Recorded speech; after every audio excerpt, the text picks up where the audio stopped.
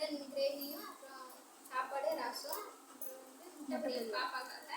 அவள் வந்து மட்டன் சாப்பிட மாட்டான்றதுனால வந்து அவளுக்கு முட்டை வறுவல். அப்புறம் சரினா நான் வெங்காயம் உரிச்சிட்ருக்கிறேன். இது ரெடி பண்ணிட்டு போய் சாப்பாடு செய்ய ஆரம்பிக்கலாம். இன்னும் பாத்திரம் வீடு கொடுக்கணும், வீட்டை வச்சுன்னா இன்னும் அத்தனை வேலையே.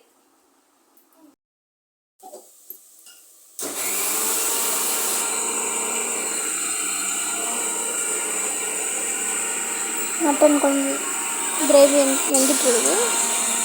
அப்புறம் முட்டை பொரியல் வேணும் பாப்பா கேட்டதுனால அவளுக்கு முட்டை பொரியல் செஞ்சு கொடுக்கலான்னு சொல்லிட்டு முட்டை பொரியல் செஞ்சிட்ருக்கிறேன். அப்புறம் வந்து இன்றைக்கி என்னென்னா மட்டன் கிரேவியும் அப்புறம் ரசம் முட்டை பொரியல் சாப்பாடு. அவ்வளோதான் சண்டே ஸ்பெஷல். ஒரு முட்டை கிரேவி தான் நம்ம இப்போ பார்க்க போகிறோம். வாங்க பார்க்கலாம்.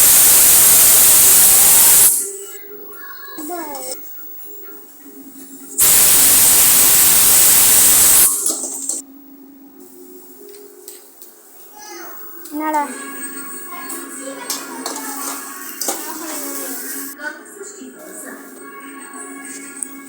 முட்டையை உடச்சி ஊற்றிக்கலாம்.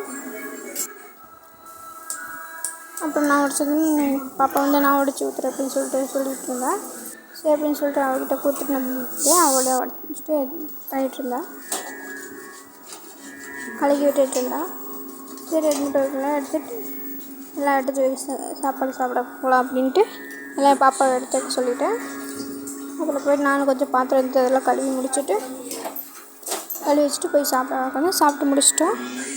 சாப்பிட உட்காந்துட்டோம். அப்புறம் முட்டை பொரியல் ஒரு வேளை செஞ்சு எடுத்தாச்சு. அதுக்கப்புறம் சாப்பாடில் கொண்டு போயிட்டு சாப்பிட்டுட்டு பாய். இதோட வீடியோ முடிச்சுக்கலாம். பாய்.